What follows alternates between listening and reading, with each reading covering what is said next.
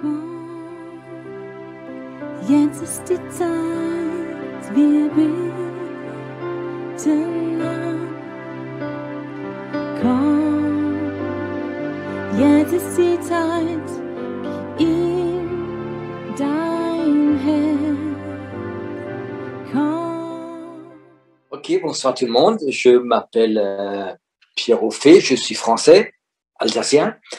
Et puis, depuis 33 ans, je suis en Allemagne. Je vais un tout petit peu vous raconter ma vie. Je suis marié avec une alsacienne, avec une française, depuis 42 ans, je pense. Si jamais je me trompe ce soir, elle va me rectifier. J'ai 4 enfants et 6 petits-enfants.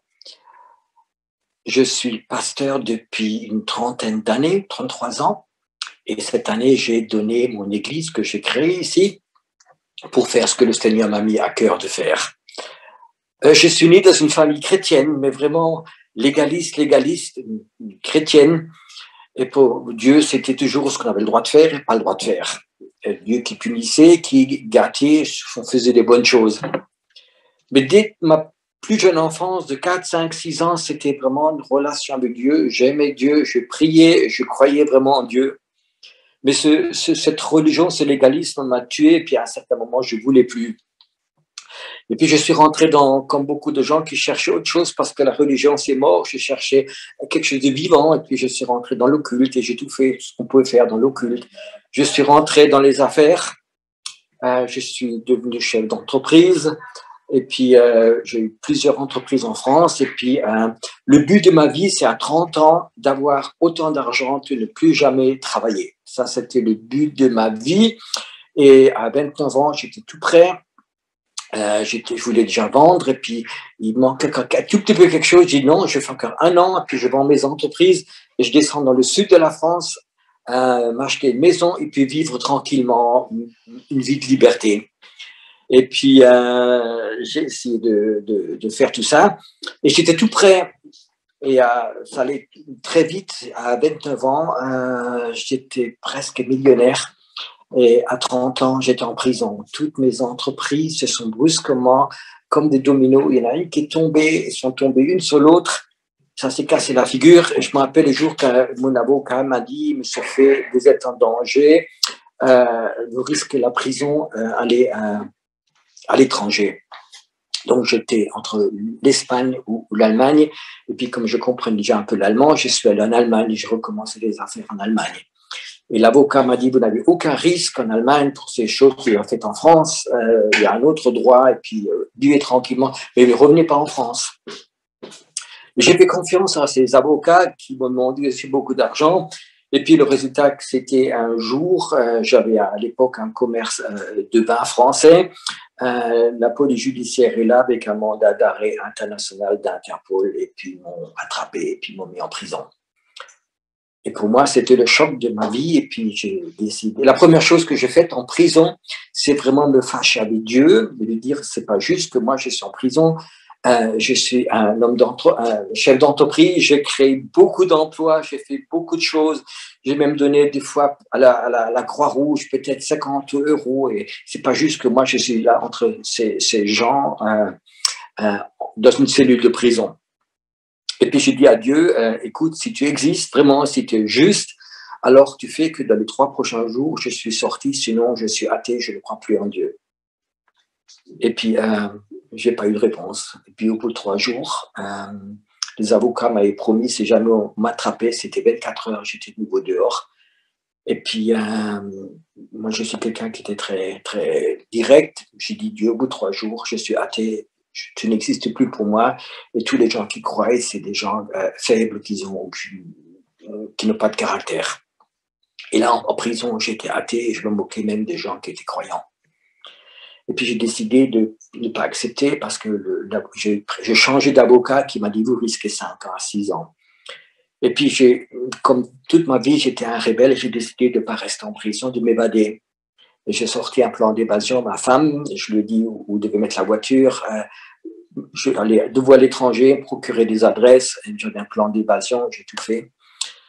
Et puis, ma femme, quand elle a eu cette lettre que j'ai fait sortir, Quand elle a lu ça, elle a dit, je veux plus, je peux plus. J'ai déjà une fois été en fuite de la France en Allemagne, une deuxième fois, je peux pas. Et puis, elle s'est mise à prier parce qu'elle s'est rappelée dans sa jeunesse qu'elle s'était convertie. Elle s'est mise à prier et sa prière était, Seigneur Jésus, toi seul, tu es capable de parler à mon mari parce que de toute façon, il n'écoute personne. Et puis quelques jours après, quand j'étais dans ma cellule tout seul, Jésus il est rentré. Il n'a pas ouvert la porte à clé, il était là. Et puis il m'a dit 3 choses. Pierrot, je te pardonne, je te guéris et je peux t'utiliser. Et quand il m'a dit ces choses-là, j'ai dit, Seigneur, sais-tu qui je suis? Je savais à un instant que j'étais un égoïste, j'étais un truand, j'ai fait plein de choses qui n'étaient pas correctes. Et puis je savais qu'il savait qui j'étais. Et puis je réagis peut-être comme un homme d'affaires, j'ai dit, écoute, si tu veux vraiment, si c'est vraiment sérieux, je dis oui. Et ce soir-là, j'étais né à nouveau, je suis devenu enfant de Dieu et il m'a guéri instantanément. Je suis encore resté quelques mois en prison et c'était une chose fantastique parce que j'ai reçu de façon surnaturelle une Bible, en français en plus.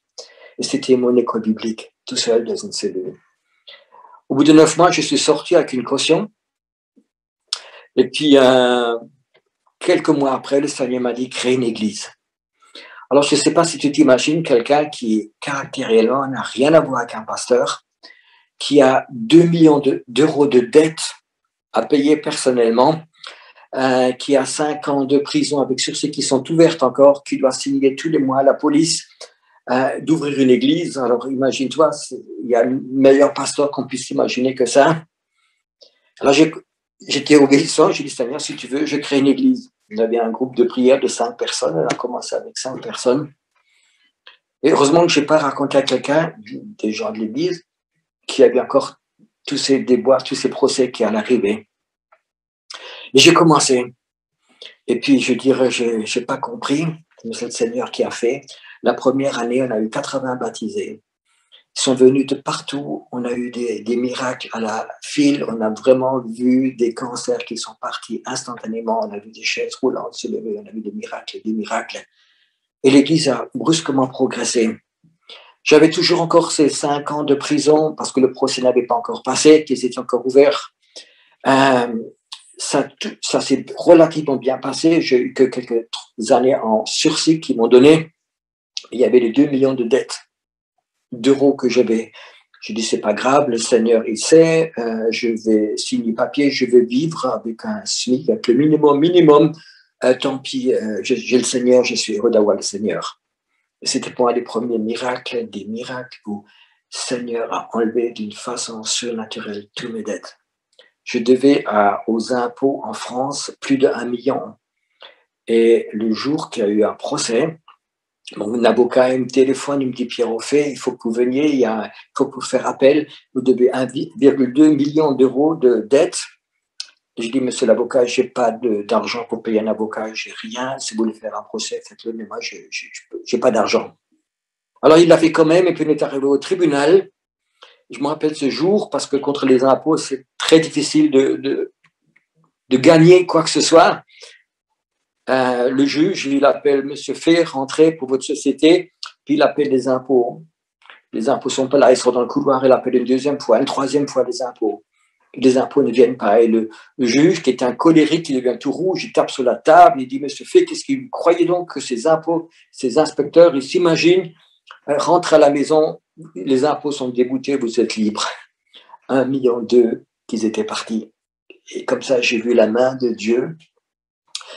J'ai ouvert une église et puis l'église a grandi. Puis on a un grand centre ici à Heidelberg avec studio de télévision, un restaurant, place de volleyball. On a 5000 mètres carrés en tout. Et puis il y a 2 ans, le Seigneur m'a dit maintenant c'est le temps de rendre l'église, de donner l'église à la prochaine génération. Et toi, tu vas vraiment être comme une flèche dans mon carquois. Je vais t'utiliser. Et tu vas rentrer. Tu vas arrêter d'être pasteur et tu as vraiment un ministère prophétique, que ça fait des années que j'ai servi dedans, mais tu vas être maintenant prophète à plein temps pour faire ceci, ce que moi je te demande. Puis il y a quelques semaines, vraiment, la France m'est revenue très fortement.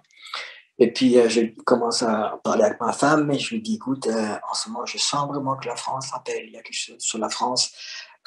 Et puis, quelques semaines après, je reçois l'email de toi, Carlos. Et puis, je dis, OK, si c'est le temps de Dieu, je vais de nouveau être utilisé pour la France. Alors, je voudrais parler un peu pour ce que le Seigneur m'a montré. Alors, donc, le thème de la soirée, comment le Seigneur voit, qu'est-ce qu'il voudrait faire de la France. Alors, juste pour vous prévenir, je ne suis pas un prophète ou un monsieur prophétique qui caresse les gens dans le sens du poil. Je ne suis pas non plus un diplomate. Mais ce que le Seigneur me met à cœur, je veux le donner. Et si toi, tu veux être caressé ce soir, alors il t'invite ton ordinateur parce que tu ne vas pas être caressé, parce que je veux dire ce que le Seigneur m'a dit. Tu peux l'éprouver, tu peux voir, mais je vais vraiment te dire ce que le Seigneur m'a mis à cœur. La première chose qui m'a rappelé, déjà quand j'étais tout jeune, mon papa m'a toujours expliqué ce que c'était en français. Mon papa m'a toujours dit, tu sais, le français, l'image du français, c'est le coq. C'est le coq qui est sur le tas de fumier et qui fait cocorico. C'est une image qui m'est restée. Puis je crois que c'est quelque chose qui est vraiment pour la France. Ils sont assis des fois sur le tas de fumier, ils font cocorico. Et cette attitude, elle est rentrée partout. Elle est rentrée dans la politique, dans les finances, dans les affaires, surtout dans les médias. On est les plus beaux, on est les meilleurs, cocorico. Puis si on regardait vraiment, je ne pense pas qu'on est toujours les meilleurs. Je crois que le tas de fumier en France, il est assez grand. Les dettes qui vont être pour les prochaines générations sont énormes. On ne saura jamais si on doit les payer ou pas. Ça, c'est le temps de la France. Et cette attitude du coq, il est rentré dans les églises. Il est rentré dans beaucoup de leaders. On est les plus beaux, on est les plus forts. On est assis sur le tas de fumier et puis on fait cocorico. Je change un tout petit peu de registre. Dieu, il aime la France. Il aime les Français. Il aime les francophones. Je voudrais saluer ce soir aussi les Belges, les Suisses français où j'ai souvent utilisé, la Guyane qu'on a oubliée, mais surtout l'Afrique. Il y a plein de leaders spirituels, les apôtres, les prophètes en Afrique quand ils prêchent. C'est vraiment quelque chose de très, très fort. Il y a un pasteur Tounazi que j'aime beaucoup, que j'ai souvent écouté ses messages, parce qu'il y a vraiment une fibre prophétique sur ces hommes. Et puis, c'était vraiment ce temps, et ce l'histoire de coq est rentré dans les églises. Mais Dieu, il aime la France, il aime les Français, mais il n'aime pas cette attitude de coq. Dieu ne veut pas prendre le coq et lui tourner le cou. Il veut pas le tuer, mais il veut transformer le coq en aigle. Je crois que Dieu, il voit vraiment que la France peut être, surtout les leaders spirituels, les hommes et les femmes de Dieu peuvent être des aigles spirituels, des aigles prophétiques, des aigles dans la prière, quand ils prophétisent, quand ils prêchent, quand ils proclament, c'est vraiment cet esprit d'aigle. C'est pas le cocorico, on est le plus beau, on est le plus fort, mais c'est vraiment voir ce que Dieu voit, c'est vraiment ce que je ressens, ce coq, il va lentement disparaître. Il y a ces aigles et ça va commencer dans l'Église.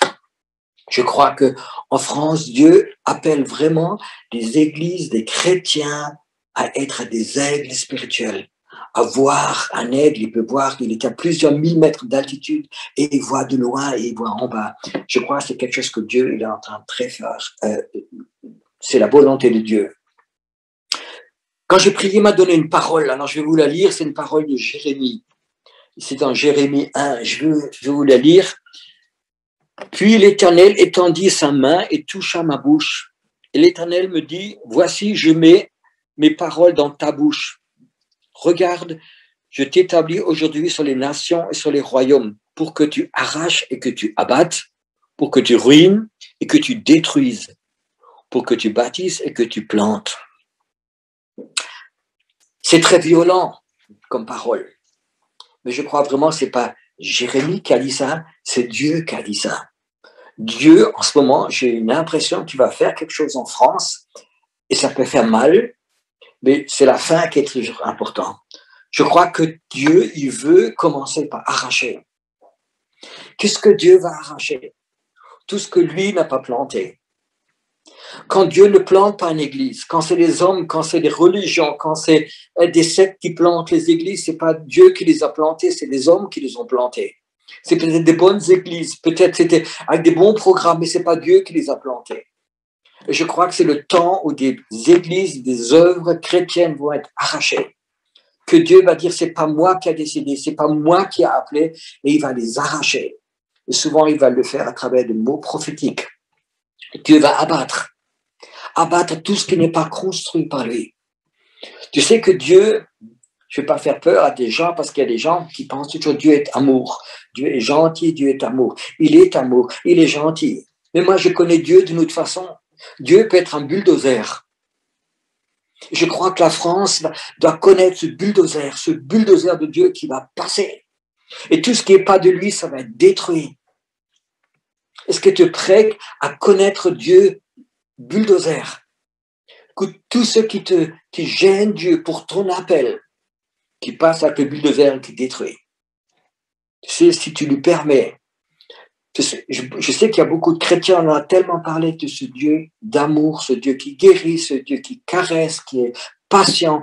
Et il est patient, sinon je ne serais pas là.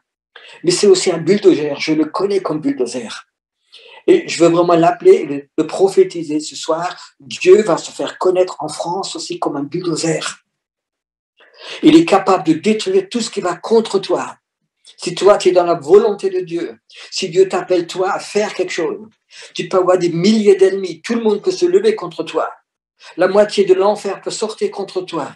Tu verras ce bulldozer de Dieu et il cassera tout ça à côté de toi pour que toi, tu puisses dire, frayer un chemin. Et je crois que Dieu va abattre ce bulldozer, il va vraiment venir en France.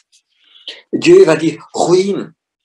Et je crois que c'est un temps où des choses vont être ruinées qui ne sont pas construites sur la foi de Dieu, sur la foi que c'est Dieu qui paye.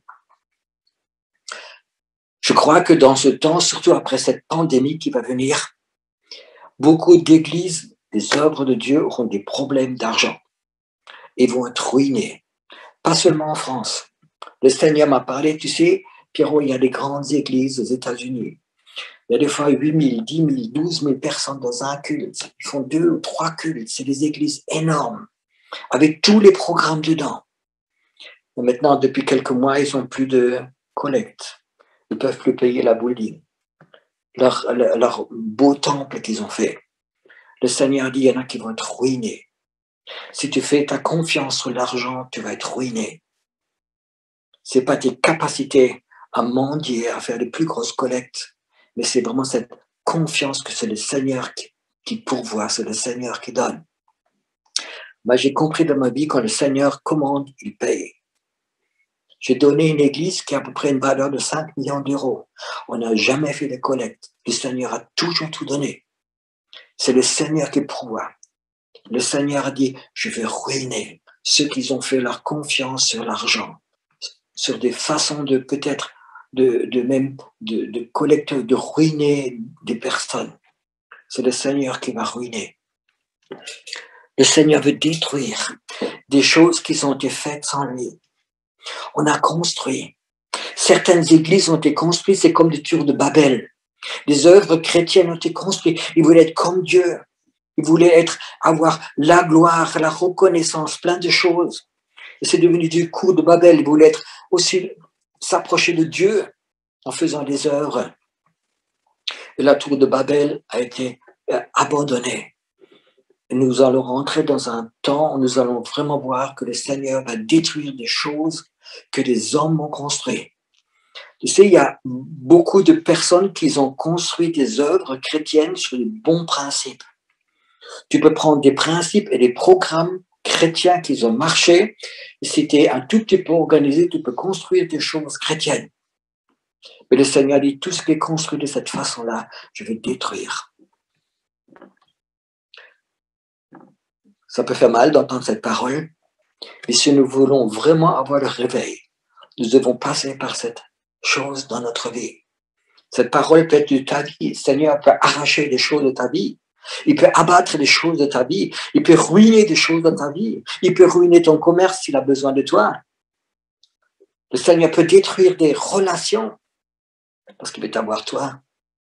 Mais quand le Seigneur, il a fait son travail, il y a deux mots qui sont restés quand même. Il a dit au prophète, bâtir et planter. Je crois que nous allons voir ce temps où le Seigneur va bâtir des églises. Il va bâtir des œuvres. Il va bâtir des centres d'évangélisation.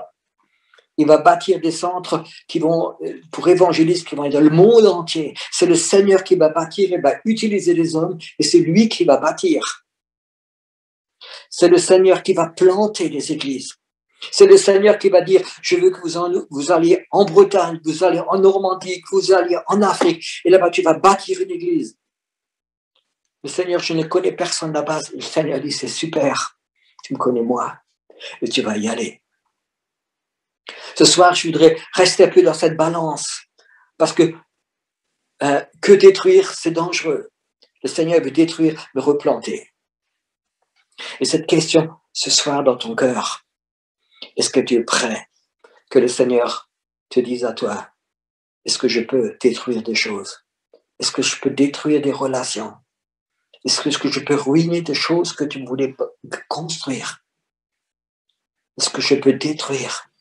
Est-ce que je peux passer avec mon bulldozer tout autour de toi, des murs de sécurité que toi, tu as construits, de ton savoir? Est-ce que je peux détruire pour pouvoir planter et construire dans ta vie et à travers ta vie? C'est cette question que Dieu veut poser à la France, aux Français, aux francophones. Est-ce que tu acceptes que je passe avec mon bulldozer? Tu sais, le Seigneur, il a passé avec le bulldozer sur ma vie. Et il a détruit tout.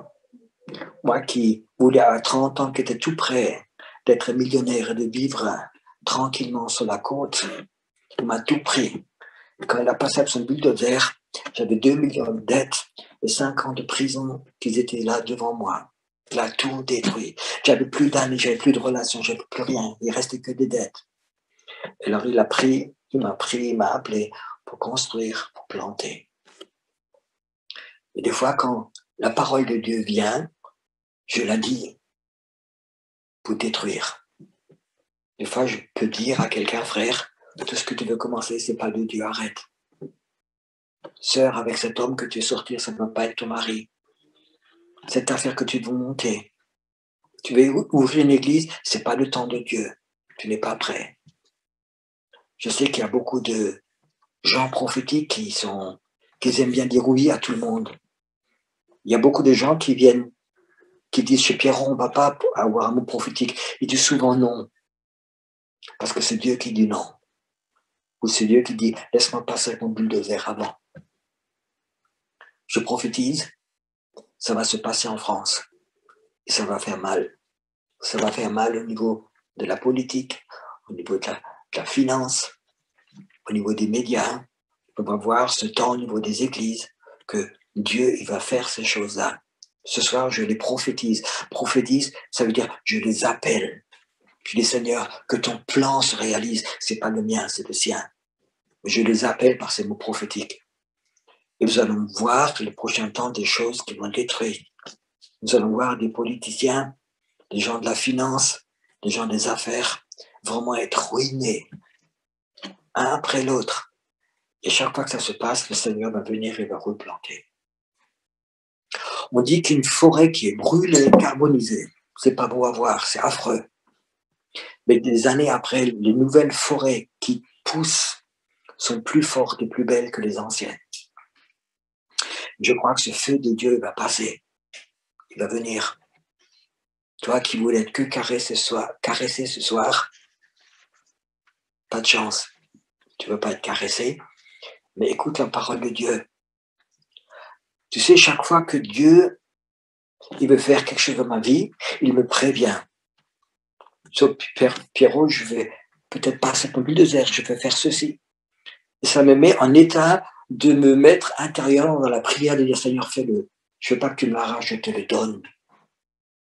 C'est une meilleure façon que de pouvoir protéger et de prier, de proclamer, de dire aux démons, vous n'avez pas le droit, alors que c'est le Seigneur qui vient avec le bulldozer.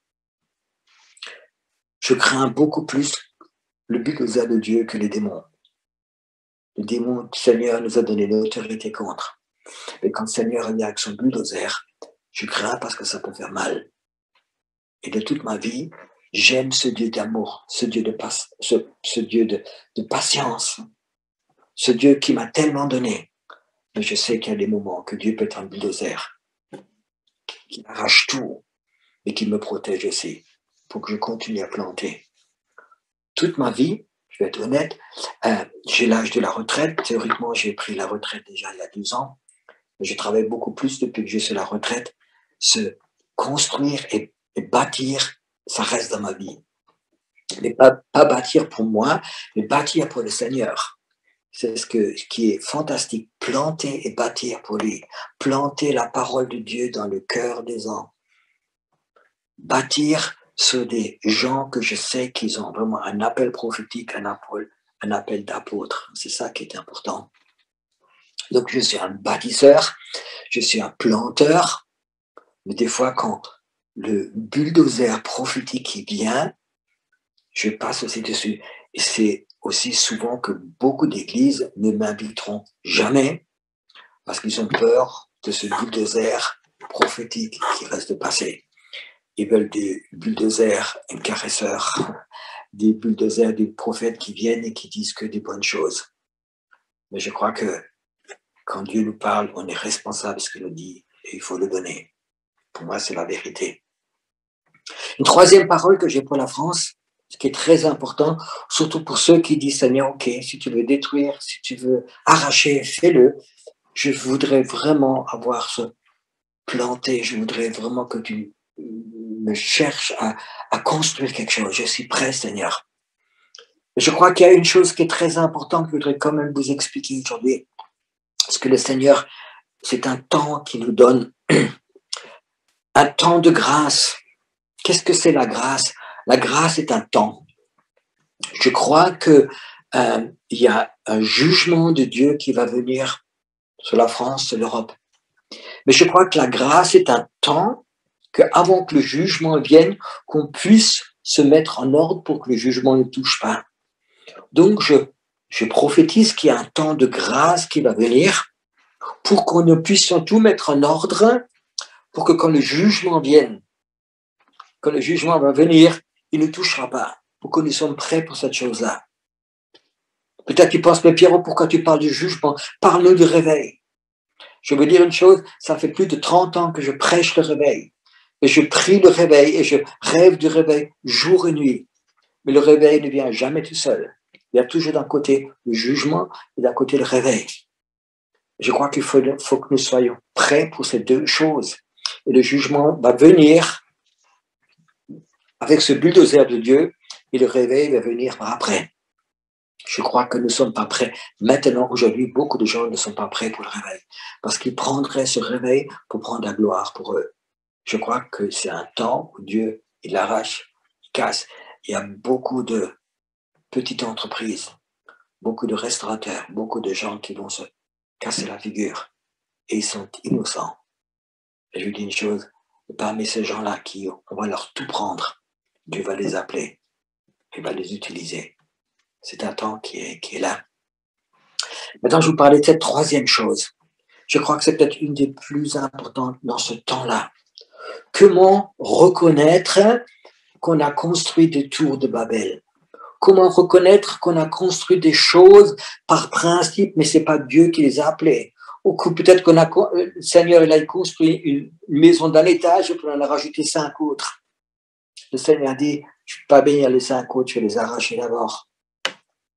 Je crois que la chose, le mot que le Seigneur m'a donné au début de l'année, qui est pour moi un des mots les plus importants, Pierrot, essaye de rentrer dans le repos de Dieu. Et ça, je veux le communiquer à vous, tous ceux qui écoutez ce soir, ou cette nuit, ou demain. Dieu, il t'appelle à rentrer dans le repos. J'essaie des fois d'expliquer des choses spirituelles qui sont des fois compliquées pour des théologiens, mais je l'explique toujours très simplement pour des gens simples. Je crois qu'il existe en esprit un endroit qui s'appelle le repos de Dieu. Je crois qu'il y a des endroits spirituels dans le monde invisible. Et il existe un endroit qui s'appelle le repos de Dieu. Et beaucoup de chrétiens ont perdu la clé.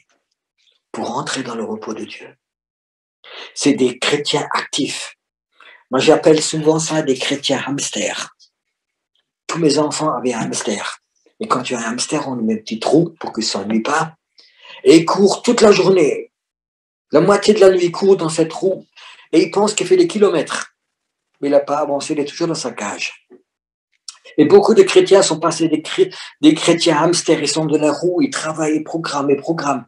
Ils font plein de choses, mais ils n'avancent pas. Le Seigneur dit, arrête dans ta roue de hamster. Arrête avec tous ces programmes que tu fais. Rentre dans le repos de Dieu. Rentre dans cet endroit qui s'appelle le repos de Dieu. Retrouve cette clé. Tu veux savoir comment est cette clé pour rentrer dans ce repos de Dieu? Une des clés les plus importantes. Aime-toi pour ce que tu es, pas pour ce que tu fais. Si tu n'arrives pas à t'aimer, si tu n'arrives pas à aimer ton cœur, tu n'es pas capable de rentrer dans le repos de Dieu. Tu sais pas rentrer dans le repos de Dieu, c'est une malédiction. Dieu, un jour, quand il était en colère, il a maudit son peuple. Il a dit, je jure que vous n'entrerez pas dans ce repos, dans mon repos, dans le repos de Dieu, dans cet endroit. Et c'est horrible de ne pas trouver ce repos. Je crois que Dieu appelle ce soir beaucoup de personnes. Descends de ta roue de hamster, descends de tes programmes. Rentre dans ce repos de Dieu. Qu'est-ce qui se passe dans ce repos de Dieu? Dans ce repos de Dieu, il y a dans Ésaïe une parole fantastique qui Dieu dit, mes pensées ne sont pas vos pensées. Mes voix ne sont pas vos voix. Tes voix ne sont pas les voix de Dieu. Tes pensées, même si elles sont chrétiennes et si elles sont bonnes, ce n'est pas les pensées de Dieu, ce n'est pas les voix de Dieu. Quand tu rentres dans le repos de Dieu, tu vas voir avec le temps, tes pensées et tes voix et tes plans vont doucement disparaître. Elles partent tout doucement. Et les voix et les pensées de Dieu, elles sortent de ton cœur. Elles sont déjà dans ton cœur. Mais quand tu es dans ta roue de hamster, tu n'as pas les voix de Dieu. Tu as plein d'idées qui te passent dans la tête. Je crois que c'est vraiment ce temps. Puis il y a une autre chose qui se passe. Il y a, dans Ésaïe, il y a marqué aussi ceux qui s'attendent au Seigneur. En allemand, c'est le mot harren. Je pense qu'il a une autre dimension presque. C'est un vieux mot qui dit prendre patience dans la présence de Dieu. Ceux qui s'attendent, ceux qui se prennent le temps d'être dans la présence de Dieu, vont être forts et jeunes comme des jeunes aigles et ils vont monter. Je crois que dans le repos de Dieu, cela va se passer. Ce stress va partir. Et ce coq, il va disparaître. Il va mourir. Et cet aigle, il va sortir. Je crois que dans beaucoup d'églises, on a produit des hamsters. Toute la journée, programme. Il faut faire ceci, comment faire cela. On a fait des séminaires, comment faire. Au bout de 40 ans, ils font toujours comment faire. Ils n'ont rien fait que de faire ces programmes. Le Seigneur dit, je veux te donner une clé. Rentre dans cet endroit, de repos. Je sais qu'il y a dans le monde invisible des espaces de repos. Il y a des espaces de guérison. Il y a des espaces prophétiques. Il y a des espaces où Dieu va vraiment donner des armes pour le combat spirituel. Je crois qu'on a très peu parlé en France de ces espaces où Dieu il appelle les gens à rentrer dedans. L'espace que les chrétiens connaissent, c'est l'Église. C'est le pasteur qui prêche. Mais je crois qu'il y a des endroits spirituels. Il y a des endroits spirituels que tu ne peux attendre pas la louange. Et je crois que c'est un temps que Dieu il va enlever des couvercles qui étaient sur beaucoup d'églises. Ces couvercles qui étaient dessus, ces couvercles de religion, ces couvercles qui contrôlaient beaucoup de gens. De ces pasteurs, de ces leaders spirituels qui voulaient tout contrôler parce qu'ils avaient peur des nouvelles dimensions, ils contrôlaient tout, puis le Seigneur est en train d'enlever ces couvercles-là. Il y a des milliers de chrétiens que j'ai rencontrés en Suisse, en France, en Allemagne, dans beaucoup de pays, qui disent on a besoin de cette nouvelle liberté. Je sais qu'il y a autre chose. Je sens que Dieu il est en train d'ouvrir dans le monde invisible des portes. Et je crois que c'est un peu mon ministère, c'est vraiment d'emmener ces personnes devant ces portes, de les rentrer dans une nouvelle dimension. Je crois qu'en France, ça commence à se passer. Carlos, quand on s'est parlé la semaine prochaine, la première fois, tu m'as parlé d'une église qui s'appelle Martin Luther King, MLK. Alors, je suis allé sur Internet, j'ai regardé MLK, et je te promets, ça m'a vraiment touché. Ça m'a vraiment touché. Alors, j'en ai parlé à ma femme, je dis, écoute, il faut que tu regardes cette église. Tu vois, on voit vraiment que le Seigneur fait des nouvelles choses en France. Alors, elle a regardé le soir, et puis le matin, elle vient me voir, elle me dit, Pierrot, j'ai pleuré hier soir. Ça fait des années que je prie pour la France. Et là, je vois que ça commence. Donc, il y a des choses qui sont en train de commencer aussi. Le Seigneur détruit, le Seigneur plante, et le Seigneur bâtit. Nous sommes dans ce temps où le Seigneur fait ces choses-là. Et c'est des choses qui sont fantastiques. Je crois que je sens en moi, je sais que beaucoup des théologiens ont leurs problèmes avec, mais je sens que le Seigneur m'a beaucoup envoyé dans ces portes, dans le monde invisible. Des choses où ma théologie, en tant que pasteur, ne connaissait pas, mais j'ai été obéissant. Je vous donne un petit exemple. Il y a 1 an et demi, le Seigneur m'a dit, tu vas à Toulon. Je dis, Seigneur, je connais personne à Toulon, alors j'essaie de téléphoner quelques-uns, et puis ça n'a pas marché. Le Seigneur m'a dit, je ne t'ai pas envoyé à Toulon pour prêcher, ni connaître quelqu'un, je veux que tu ailles à Toulon. Alors je suis allé avec ma femme, on est allé à Toulon, on a pris 8 jours de vacances, et puis je sais que le Seigneur voulait que je sois là-bas. Puis un matin, fin d'après-midi, le Seigneur me dit, va dans la ville, vers la montagne, là où ça commence à monter. Et puis on est allé là-bas, on s'est promené, on a prié. Et puis dans une rue, on sentait vraiment la présence de Dieu, vraiment très très fort. Et ma femme aussi, on est resté un moment. C'est comme si j'avais envie de pleurer parce que je sentais la présence de Dieu, je sentais la présence d'anges. J'ai dit, Saint-Esprit, est-ce qu'il y a des anges qui sont ici? Il a dit oui. Et puis j'avais comme l'impression que je pouvais communiquer. Alors j'ai dit, Seigneur, est-ce que j'ai le droit de communiquer avec les anges? Il me dit oui. Tu peux même les appeler. Et puis je sentais plein d'anges. Et puis il y avait un grand ange qui était là et qui m'a dit, Pierrot, c'est un temps où les intercesseurs prophétiques et les anges vont vraiment travailler ensemble. Alors je lui ai demandé pourquoi. Il m'a dit, tu sais, nous les anges, nous avons les plans de Dieu pour la ville. Nous avons les plans de Dieu pour le réveil. Mais nous ne pouvons rien faire quand ces intercesseurs ne commencent pas à prier. Je crois qu'on a un temps où les chrétiens vont sortir de cette bulle. Beaucoup d'aigles vont vraiment monter dans le monde invisible. Ils vont avoir des relations ou des révélations surnaturelles de ce monde invisible. Et Dieu va les utiliser. J'ai pu plusieurs fois dans ma vie voyager en esprit, d'aller dans des pays. Et des fois, j'ose pas trop le raconter parce que ça peut faire peur à beaucoup de gens qui me disent oui, mais tu retournais à New Age, tout ce que tu veux. Mais moi, je sais une chose. Quand Jésus m'appelle de faire des choses, je le fais, j'y vais. Et je crois que c'est un temps où Dieu, beaucoup en France, il va appeler des aigles, il va les utiliser. Je vous raconte une dernière histoire. Un matin, j'étais dans la prière. Le Seigneur m'a dit, je vais t'emmener. Et puis, je sors de mon corps, je reste assis dans ma chambre, et je sors de mon corps, et je sais que je sors de l'Allemagne, je sors sur le pays, et puis je me vois atterrir, il faisait déjà nuit, j'arrive à Moscou. J'arrive en pleine ville, la nuit à Moscou, et puis je marche dans une grande allée, et puis à droite et à gauche, il y a des grands anges qui sont là, qui me regardent, c'est comme s'ils me connaissaient, il y a beaucoup de respect aussi, et je continue d'avancer juste à une place, une grande place centrale. Et là, cette place, je vois comme un grand trou. J'ai dit, Saint-Esprit, qu'est-ce que c'est? Il m'a dit, tu vois, ici, il y a une entrée directe pour l'enfer. Et beaucoup de gens occultes, ils viennent ici, et ils reçoivent des directives, ils reçoivent des forces de l'enfer, ils reçoivent ici le contact. C'est là où beaucoup de gens occultes, des satanistes viennent régulièrement ici. J'ai dit, Seigneur, c'est bien, mais qu'est-ce que je dois faire? Il m'a dit, prie les anges, prie qu'ils viennent et qu'ils bouchent cette entrée. Et toute cette entrée était fermée. J'ai vu que les anges sont venus, ils ont fermé, c'était comme une dalle de béton qui s'est mis dessus. Le Seigneur m'a dit, ici, il n'y aura plus de porte de l'enfer, ici, ils ne viendront plus. Comment je suis retourné, c'est des révélations que Dieu veut donner de plus en plus. Construire le royaume de Dieu, c'est pas seulement être évangéliste et pasteur et construire des églises, mais construire le royaume de Dieu va avoir une toute autre dimension. Et je veux rentrer dans cette autre dimension.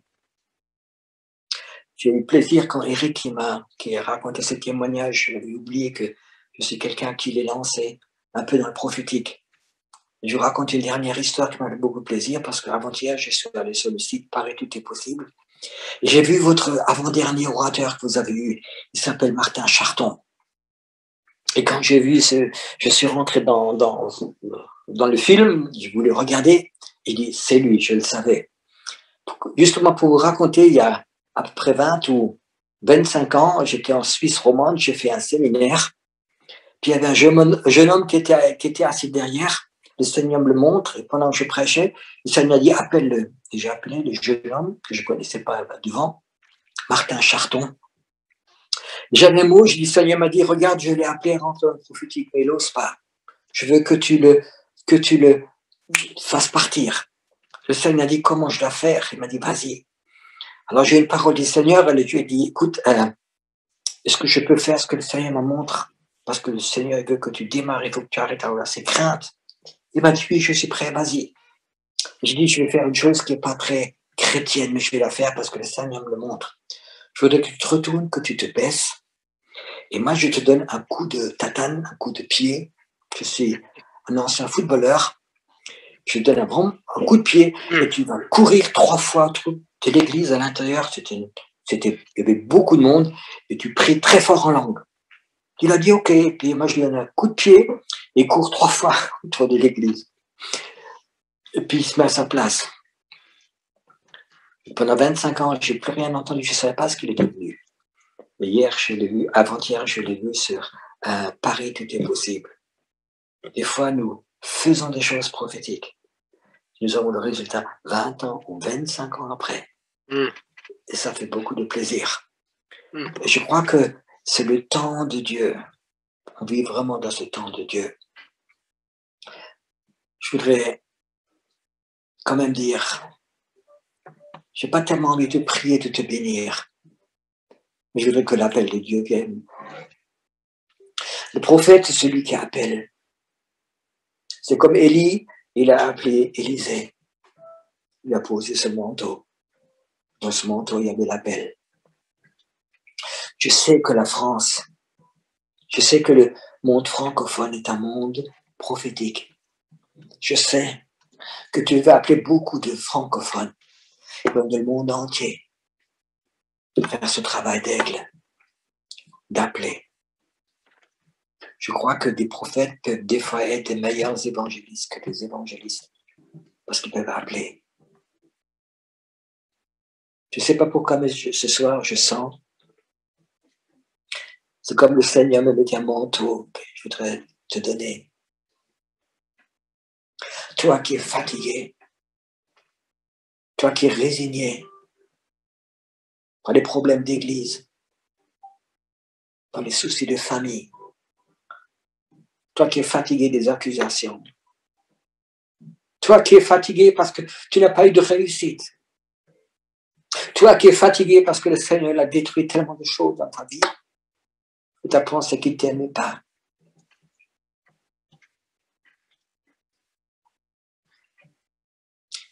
Ce soir, je prophétise ce manteau d'Élie pour la France. Je prophétise vraiment ce manteau d'Élie va venir. Le Seigneur va détruire, il va arracher, il va être comme un bulldozer, mais il va planter. Il va vraiment poser ce manteau prophétique sur ce pays, sur ce beau pays. Et ces coqs, cet esprit de coq va se transformer en aigle. C'est le temps de Dieu.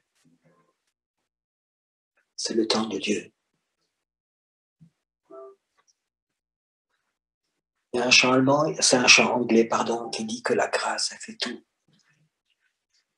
Je voudrais qu'un moment, la chante qui est à côté de moi, qu'elle le chante, que cette grâce, elle vienne. Pendant ce chant, reçois ce manteau prophétique. Reçois-la, il est là pour toi.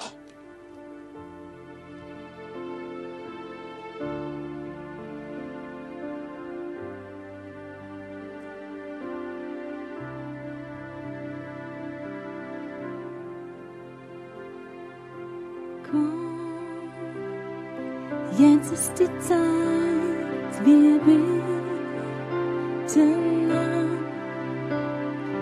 Komm, jetzt ist die Zeit, gib ihm dein Herz. Komm, so wie du bist und bitte. Komm, so wie du bist, für dein